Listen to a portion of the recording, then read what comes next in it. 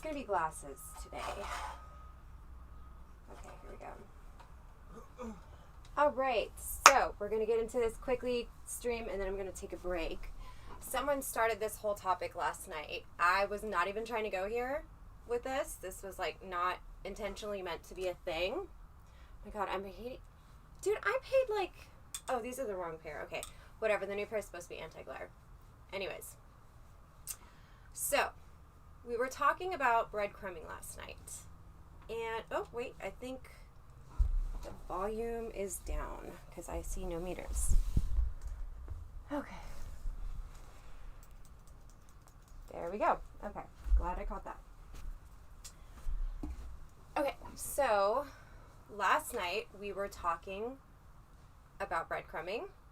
Somehow we get into a religious argument. Well, not argument. Someone who I think meant well kind of comes in chat and is very concerned with my moral choices, my beliefs, things like that. And kind of got us off topic. And there's a lot of troll rumor stuff. There's a lot of stuff I'll play into. There's a lot of stuff I'll be ambiguous about. But the fact of the matter is, okay, if you're super offended easily, you're probably going to want to skip this stream. Good morning, everyone, by the way. If you are not open to questioning things, you're going to want to skip this stream. If you believe something on complete blind faith, and if you're easily triggered by questions and things that are contradictory, go ahead and skip this stream. Okay.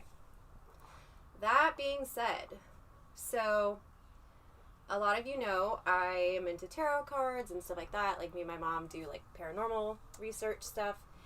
And because of that, I could see how it might be easy for some people to assume that, you know, I'm just doing all this, you know, crazy occult, dark art stuff, whatever. What if I were to tell you, and not just pulling this out of my ass, but that there's been so much divination, black magic, and occult activity in the Bible where there was absolutely no condemnation or no punishment from God even in the First Testament. So there's a number of instances in the Hebrew Scriptures, Old Testament, where respected biblical leaders were involved with various black magic, like I said, divination, and occult activities as a normal part of their daily activities, apparently without any condemnations from God. All right, so it's like super inconsistent when it's okay, when it's not okay. And we'll also get into so many examples. What? Thank you for noticing the king robe. Yeah, so we're also going to get into a lot of examples here in which, I'm sorry, but the stuff Jesus is doing is straight, like, sorcery, magic, okay? Like, and I will give you examples. In Genesis 44:5, Joseph's household manager refers to a silver drinking cup. In the occult practices, you may hear a chalice, things like that. And it quotes, in which my Lord drinketh, and whereby indeedeth he divineth. Later, Joseph accuses his brother of stealing the cup, saying that such a man as I can certainly divine, identify the thieves. These passages show that Joseph engaged in scurrying. And scurrying is a form of divination in which you concentrate with a mirror, with water. Some people do it with tea leaves, and it basically is a concentration, kind of like a meditative state, and you are given visions or hints. Sometimes it depends on if you have what is it called? Some people don't have internal dialogue. It depends on how your brain works, whether you have that or not. But essentially, they'll get like messages from no other logical, tangible place that we can understand. And, you know, okay, boom, I know you stole the cup, bruh. You stole the crunk cup. So, and this is Joseph, by the way. This is the ancient occult method of divination in which a cup or other vessel is filled with water and gazed into. The technique of foretelling the future was used by Nostradamus and is still used today by many occult practitioners. Let me pull up chat too over here, by the way. Thank you, everyone, for joining us. Hold on. This is like dead ass. This is not a troll. Like, I had no intentions of doing this type of stream. Oh, hold on. I really had no intentions of doing this type of stream. Oh, well, we were just quoting. Well, let me see. Let's see. Yeah, we just referenced Genesis right now. Okay. Let's get back into this. Okay. So here's one example. Now, from what I understand, okay, yeah, Joseph is kind of the surrogate father of Jesus. Cool. Okay. But to my knowledge, he wasn't bestowed any special powers. He's just kind of like, just, you know, doing the magic shit. And that's perfectly fine. So let's totally ignore that. Let's just glaze over that fact. Carrying on. Numbers. Oh, by the way, it's kind of interesting that Numbers is the name of one of the books. A lot of ancient teachings, civilizations, religions, thought processes, anthologies believed in a significance in numbers and number patterns. There's the Cauldron numerology and then Pythagorean, the only difference being one recognizes 9 and the other does not. Numbers 5:12 through 31 verses describes a ritual of black magic that the priest would perform on a woman if her husband suspected that she had committed adultery. Verse 17 says, "Then he shall take some holy water in a clay jar and put some dust from the tabernacle floor into the water." Okay, so what do we have going on? We have, okay, when you're using herb, we have like a herbal magic supplement. We have scurrying and herbal magic so far. She and her husband would go with an offering of a barley meal to the tabernacle. The priest would make a magical drink consisting of holy water and sweepings from the tabernacle floor. Okay, so you know how witches have brooms? They're literally sweeping an essence off of an area deemed holy and all-knowing. He would have the woman drink water while he recited a curse on her. Not asking for truth, but a curse. A curse, okay? The curse would state that her abdomen would swell and her thigh waste away if she had committed adultery. Yeah. Otherwise, the curse would have no effect. If she were pregnant at this time, the curse would certainly induce an abortion.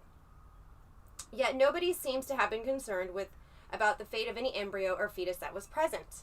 So see, this is another like insane inconsistency, hypocrisy, and just like flat out like what the fuck thing. You know, like I don't want to get into the whole pro-life, pro-choice, pro whatever. I personally think that pro-life is pro-birth. I don't think they give a fuck what happens to the babies after they're born and if they're able to be taken care of and whatever. Okay. Yet nobody seems to have. Okay, yeah, we already read that. There was no similar magical test that a woman could require her husband do should she suspect he was committing adultery. No, why is this? Because for the longest time, I even saw someone tweet this, that a woman's pride is her purity. Fuck that. That's bullshit. We now have paternity testing. We now have STD screening and testing. Fuck that noise. The only reason in which it was like a big deal to shame women into keeping their legs closed, because obviously it's them, it's not the guys, and they're more like ingrained like physiological need to fucking stick their dick in every goddamn hole. No. That's not a thing. Let's rape culture all the way. I can't even. That's kind of bullshit, right? Okay, the and Thummim were two objects mentioned in Numbers 27:21 and Samuel 28:6 of the Hebrew Scriptures. They were apparently devices, perhaps in the form of flat stones, much like runes, or a Nordic. They had symbols on them with the alphabet. A specific type of alphabet. I'm totally brain farting on what it is. I have runes somewhere. But basically, those symbols would mean something in various placement. Okay. Okay. Okay, they were apparently devices, perhaps in the form of stones, that the high priest consulted to determine the will of God. Okay, so we're literally playing with tarot cards, oracles, and like literally magic 8 balls. Okay, this is fucking happening in Numbers and Samuel. This is happening. So whoever was like coming down on me yesterday, not that I'm even triggered, not that I even care, trying to tell me that, you know, I need to, you know, repent and, you know, acknowledge my evil ways and find Christ and find God. Really? I'm just saying. Okay, I'm not saying, okay, well, okay, fine. Maybe they have this whole hierarchy of who's allowed to do these divinistic and occult-like practices. But I feel like Joseph is just some chump who got tricked into being, you know, Jesus's baby daddy, but he wasn't. Okay? And how about there's never been any other immaculate conception, by the way? Ever. Ever. We've had twins born of 2 different fathers.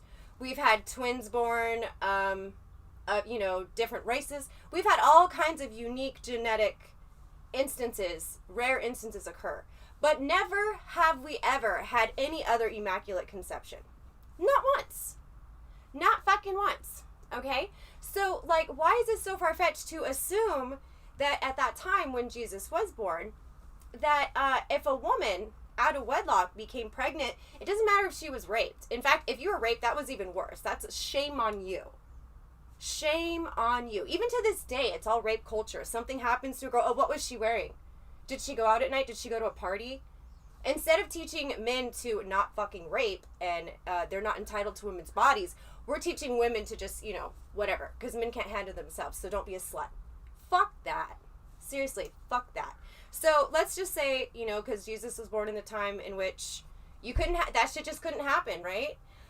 So Mary's like, fuck, I'm fucked. What am I going to do? Oh, I have an idea. I'm just going to, it's a miracle, honey. It's a miracle, Joseph. And how about Joseph and her never fuck, to my knowledge? Like, they never actually have sex. So she's a virgin, immaculate conception, has a baby. Okay, and then what? So imagine if you tell someone and raise them. The power of suggestion is incredibly powerful. In fact, you can make or break a person, their spirit, their everything about them, if you build them up or tear them down. It is so important the first 0 to 5 years of a person's life. So if they're being told they're God's child, they're special, they were made by a miracle, maybe that they would have this, calling. They would feel, okay, I have something I have to do. This is what I'm supposed to do. This was why I was born, and I have to do this. I have to carry this out. So for all we know, it could have just been some type of Jerry Springer shit, and Jesus was like, you know what? All right, that doesn't make him bad. It's just the situation. Okay, and that is just super off topic. That is like a whole other thing. Eventually, maybe we'll kind of work our way back to that. Okay, so back to the runes. They would work similar to dice. There's different ways to use runes. Sometimes you'll see them. I wish I had. Mine are in the fucking other RV with fucking clothes and makeup. I may get them momentarily just to make, just to show you. But, you put them in a little pouch. Maybe shake them around and maybe close your eyes, grab a few. Sometimes you can flip them all upside down, do a wash kind of shuffle, and then flip a certain number in a certain shape. And, that's how you get your question or your scurrying. And then sometimes you can even throw them in whatever lands face up. You acknowledge that in that order. There's like 3-4 ways to use them and to select them. Okay. Lost track here. Okay, Elisha was on his way to Bethel. Some small boys came out of the city and made fun of him because of his lack of hair. They called him Baldy. Not cool. In a violent display of the power of black magic, Elisha cursed the children in the name of God. 2 bears, apparently prompted by God, came out of the forest and tore 42 of the boys to shreds. The implication is that the children were all murdered. You can find this in Kings 2, 2:23 to 24. Okay, so from what I understand, the modern teachings of Christianity, whether you're Catholic or Christian, Methodist, Baptist, generally, you're supposed to do good, be chaste, be a good Christian, whatever the fuck that means. Never have I ever, and there's actually a Catholic priest, I can go, wake him up and be like, hey, will you come talk to us? But we don't need to do that right away. Never have I ever heard a Christian type religion suggest to me that, oh, if you get fucked with, you can just, holler at God and he'll fucking shut that shit down real quick. He'll fucking show them kids fucking with you. So, I mean, why is it in this Old Testament, these just seemingly normal people, okay, this is a basic ass person. They're just calling, and then out of nowhere, something comes in the name of God, right? Because have this faith in God. Because kids were being assholes, and I guess they didn't have really much knowledge for feelings, bullying, and right and wrong. I mean, Cain and Abel murder each other, or whatever. So in the name of God, God complies, and children are massacred, ripped apart by fucking bears? I'm just saying. Answer, am I interested to know why you crazy? I'm not crazy. I am simply asking questions. A lot of the times people don't like their faith to be tested. We can believe things, we can be superstitious because it works for us, because we were taught that way, because we were taught to never ask questions. So I already said at the beginning of the stream, this is probably going to be incredibly triggering for a lot of people watching it. So if you're not open-minded, if you don't want to hear contradictions cited by verses and context, and we're even going to go into older versions of the Bible that are not currently available today. If you're not into that shit, come back another time. That's all I can say. The reason I decided to talk about this now is because randomly someone came into chat last night, and we were talking about breadcrumbing, which is something people do in one-sided relationships. And they were telling me, oh, I needed to be saved, I needed to find Jesus, and Jesus would show me the way, and whatever. And I'm just like, that's nice, but you are talking out your ass a little bit, in my opinion. They were also saying, oh, you mess with tarot cards sometimes, you and your mom are on a paranormal team, so obviously you're worshiping the devil, and I'm explaining here how people in the Bible, without punishment, were doing those things, and that's okay. You know what I mean? There's these inconsistencies and shit that, was it Jim? No, it wasn't Jim. Inconsistencies that I feel are worth bringing up. Also, think about who is interpreting these Bibles, right? There's many Bibles, there's many holy books. I don't know if you've ever played telephone, maybe in kindergarten. You all line up. The teacher will tell you a silly phrase on one end, and then the kids all whisper it into each other's ear till you get to the last kid on the other side. By the time the first kid hears it and it gets down to the kid on the other side, it's two completely different things. So you could imagine that interpretations of some of these things in the Bible, whether they were meant metaphorically, literally, symbolically, could totally be taken out of context to fit certain people's agendas or what they felt worked for them. Do you understand the power of suggestion and influence and telling people to never question their faith, to just believe? I understand that's kind of the point of faith.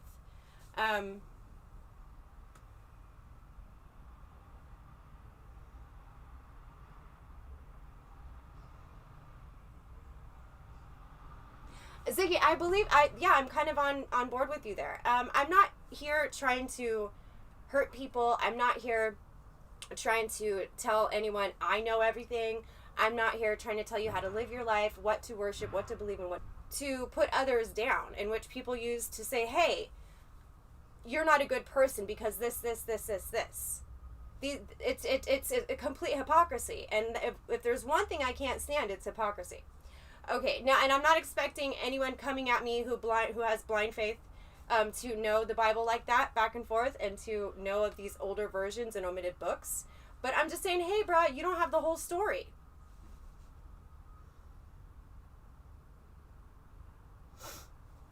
Lots of pieces of wood or stone with markings were used to determine the will of God. They were similar to dice. Again, the runes. Numbers 26:55, Proverbs 16:33, Proverbs 18:18. Daniel the prophet was employed for many years in Babylon as the chief occultist to the king. Okay? So he's like king wizard. He was supervisor of the magicians, astrologers, Chaldeans and soothsayers. Chaldeans and soothsayers. Remember how I told you there was 2 different types of numerology? That would be one of them. And that is the one that doesn't recognize 9. That would be Pythagorean. You can reference that for yourself in Daniel 11. Let's move on. Okay, continued. More occult teachings in Christian scriptures. St. Paul engaged in evil sorcery as described in Acts 13:6-12. Sorcery is here used in the same way as it is in Exodus 22:18. A person saying magical words or performing magical rituals in order to harm or kill another person. Harm or kill another person. Now, again, let's compare this to your typical Christian teachings today. Are you supposed to be doing that shit? Is that a thing? Because I feel a saint, which, by the way, you could also argue there are so many parallels with witchcraft in Catholicism. Thou shalt not have any other gods before me, and you pray to saints for specific things. You pray to gods or demons for specific things. It is literally the fucking meme of the fucking Spider-Man's pointing at each other, all right? Like, if you don't want to hear this, like right in your face truth of inconsistencies, you can totally leave, okay?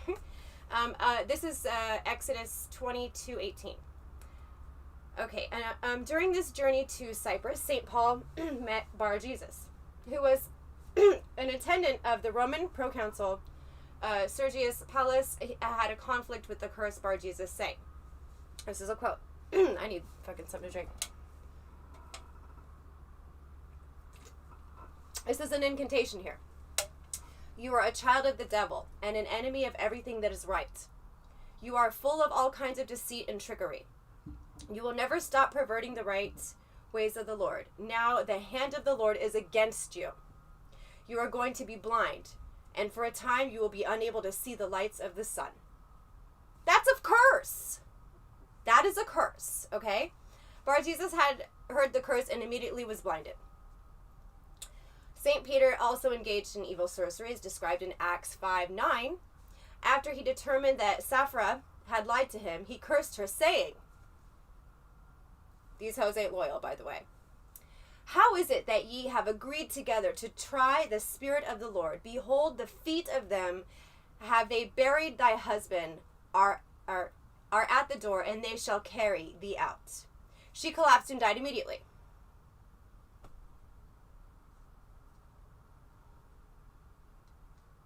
Okay? That's kind of hardcore, dude. Let's see. Yeah, see, what I have a problem is, right, eye for an eye, turn the yes, and we have other, yeah, God was fucking king wizard, bruh. Eye for an eye makes the whole world blind sometimes, very much so, because tit for tat will just go on and on and on. But sometimes some things are called for, whatever. I'm not saying go out and curse people, but this seems pretty fucking petty, right? She lied, so let's fucking kill the bitch. Where's the proof of this lie? For all we know, this is some type of just speculation.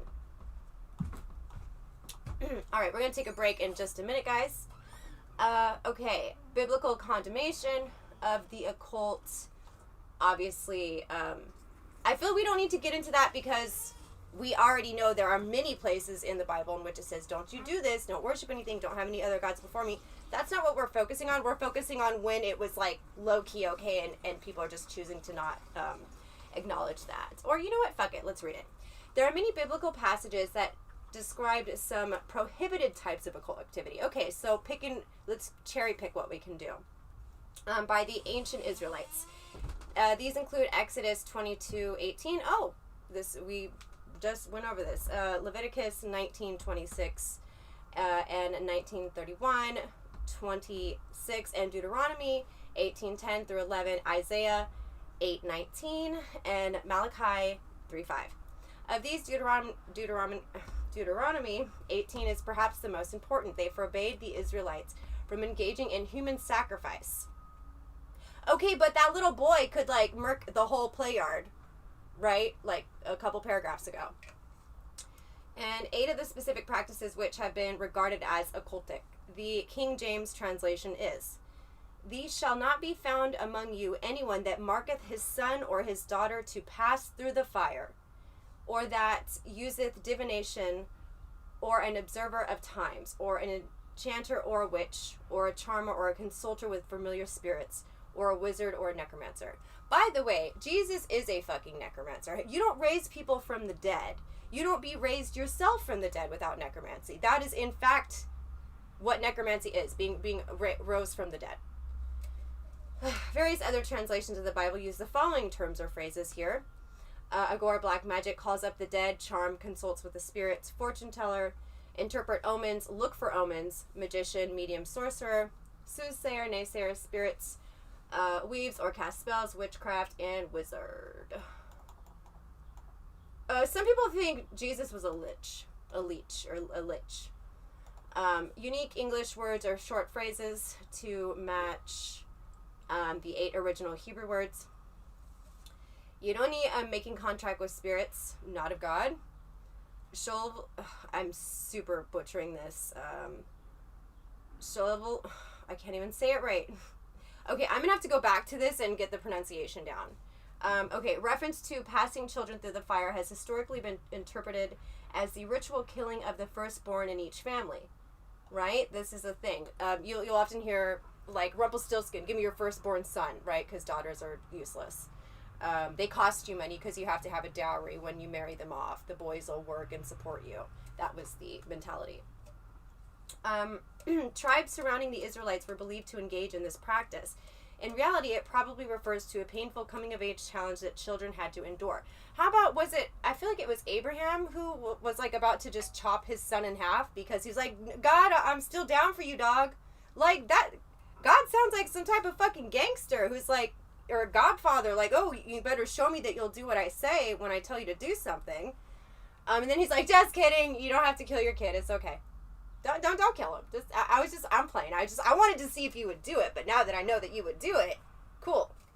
That is very much the same thing. Just because it wasn't done with a magical way, just because it was done with some type of blind faith again, or almost done, I feel it's just as bad. They would run between 2 fires. This phrase has caused many people to believe that pagans in ancient times engaged in child sacrifice. This appears to be the source of belief amongst some Christians that in the modern day that pagans do the same thing. We do not know what ancient pagans did for certain. We can be certain that modern day pagans do not murder children, more or less. The phrase and many similar ones throughout the Bible has probably contributed greatly to the public's widely held fear of ritual abuse and satanic ritual abuse. Pagan and satanic are completely different. People think it's like interchangeable, and just because it's not, whatever, that it's, no, they're completely different belief systems. Interpreting Deuteronomy 18 in terms of modern day practice, it is apparent that the following are prohibited. So this is not allowed, guys. Okay. New Age practice of channeling in which a person attempts to contact a spirit in order to gain knowledge. All right. Very much like the tree. Don't fucking eat the apple, Eve.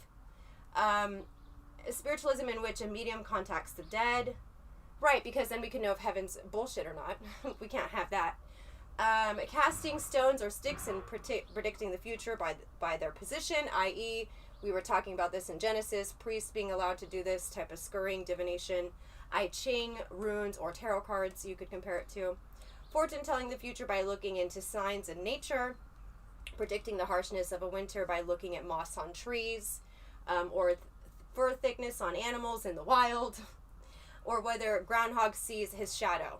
Yes, seriously. Snake charming. Casting presumably evil spells while tying knots. That is called binding rituals. Reciting evil spoken spells to injure others. I mean, that did not literally just happen in the First Testament all over the place. Any other method of contacting the dead. All right, so we have a triangulation thing happening where if, we contact these dead people and get confirmation of things or contradiction of things, that blows the whole sham out the water, and maybe certain aspects of the Bible being used to guilt, shame, control people, sheeple into a society to make them more civilized until we just kind of knew right from wrong. You know what I mean? I really hate the whole as I say, not as I do. I always hated that. And as a parent, I really strive to not do that. Not comparing being a parent to being God, but, you kind of are because you created life. Just kidding. Kind of. Other currently used methods of fortune telling the future, such as teacup reading, astrology, palm reading, tarot cards, runes, are not mentioned. This is not, it is thus not obvious whether they are forbidden, loophole, as in or snake charming, or whether they are acceptable to God, as in scurrying. A membership in the Masonic order or similar fraternal spiritual organ, I guess, or manipulative spells is not prohibited either. Black magic rituals are occasionally performed by Satanists as revenge to injury done to them by others. They would be condemned by this particular passage, but not all. And let me pull up chat here, guys. I'm not meaning to ignore you. I just want to kind of stay on topic. Well, I'm not saying they're considered witchery.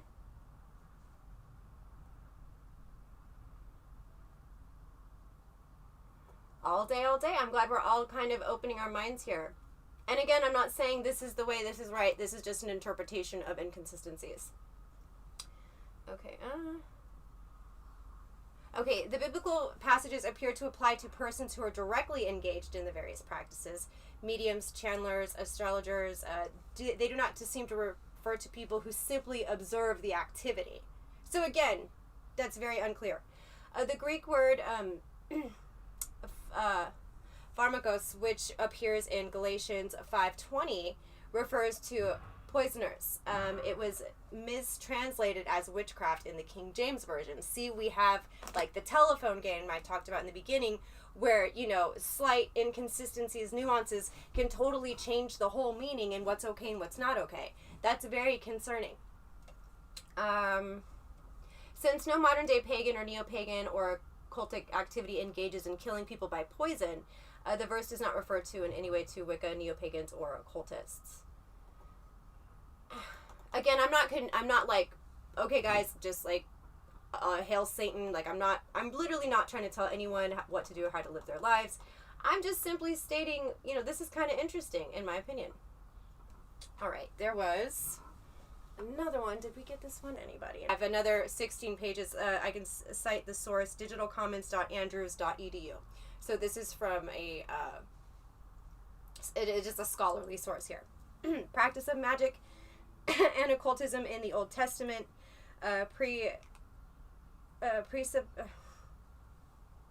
presuppositions, responses, and God's attitude. The origin of magic and occultism, according to the biblical account, is surprising, even shocking, because it all began in the Garden of Eden. The starting point is associated with submissive hoes, and they just can't keep their legs closed. They got to get them apples. Why do you think bobbing for apples is like a Halloween thing? I'm so kidding. Okay. Okay. See Genesis 3:1-6. Satan the serpent was cognizant of God's statements recorded in Genesis 2:16-17 and directly opposed God's command by using the serpent for his purposes. So it's like, what the fuck, dude? It's like literally setting someone up to fail. It's literally setting someone up to fail. It's not cool.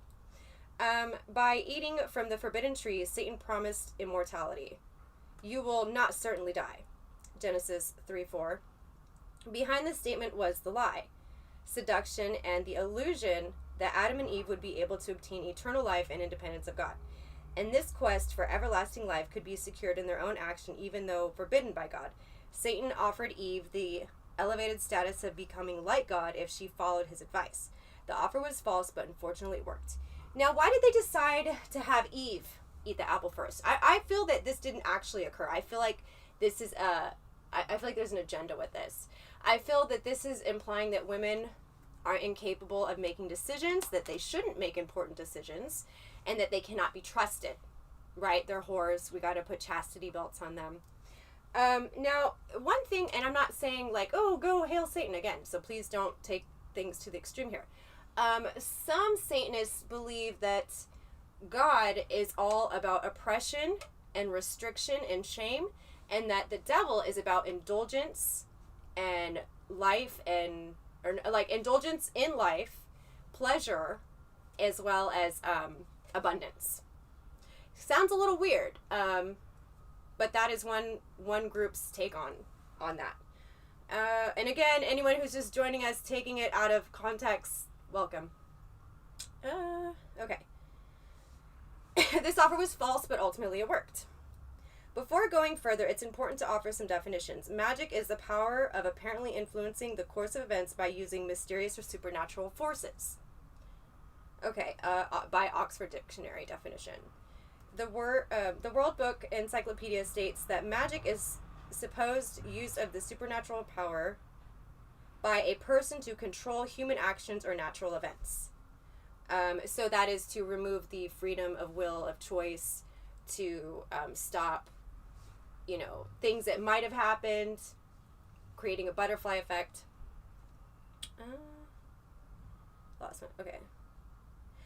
Closely related words, but with specific nuances and meaning, are sorcery, witchcraft, wizardry, necromancy, enchantment, or spiritualism, occultism, or the occult is the term in which refers to hidden or secret wisdom, to that which is beyond the range of ordinary human knowledge, to mysterious or concealed phenomena, or inexplicable events. And the art or science of deducing the future of the unknown through the observation and interpretation of some facet of nature or human life, ordinarily of an unpredictable or trivial character. Spiritism or spiritualism is the belief that spirits of the dead can communicate with the living. The magic in the Genesis passage occurred when the serpent was able to speak. Okay, this is not normal. It's not normal. Because animals do not generally possess the gift of speech other than certain birds.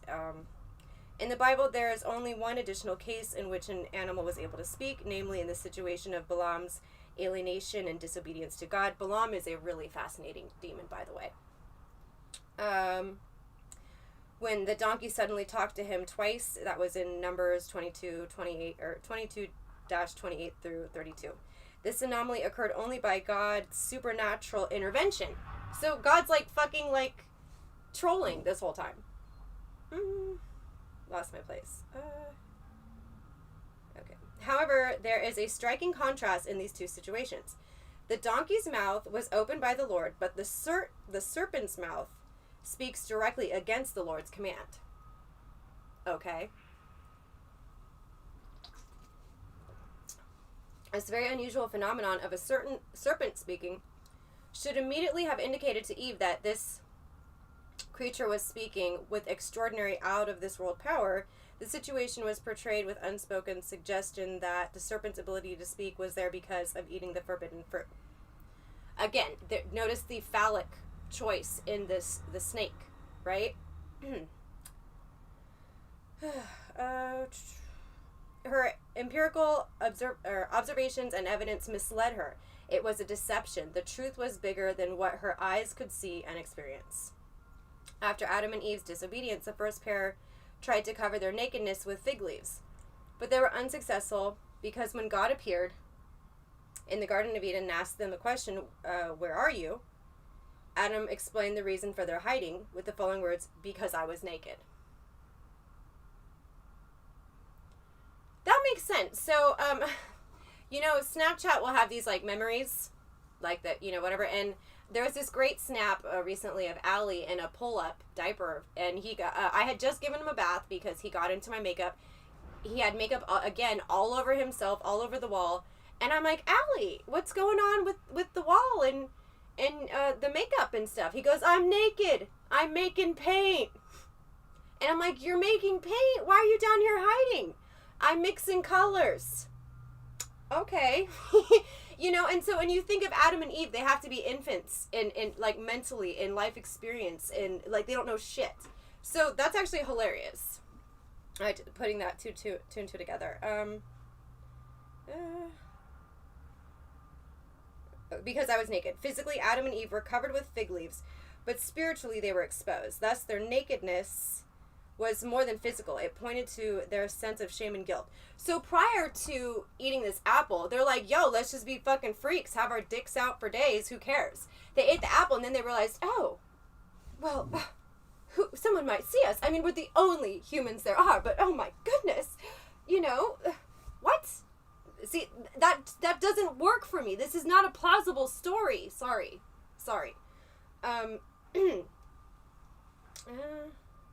In spite of the tragedy, God brought true solution to their sinful situation by giving them garments made out of skin, an allusion to God's sacrifice as explained in the photo gospel and mother of all biblical prophecies. And I will put enmity between you and the woman, between your offspring and hers. He will crush your head and you will strike his heel. Humans tried to cover up their problem with their own activity, righteous by works. But God's a chill dude. Setting him up to fail and then being like, all right, here's a sweater. Took the initiative and did for them what they could not do for themselves. Namely, he covered them up with the robe of his righteous in view of the divine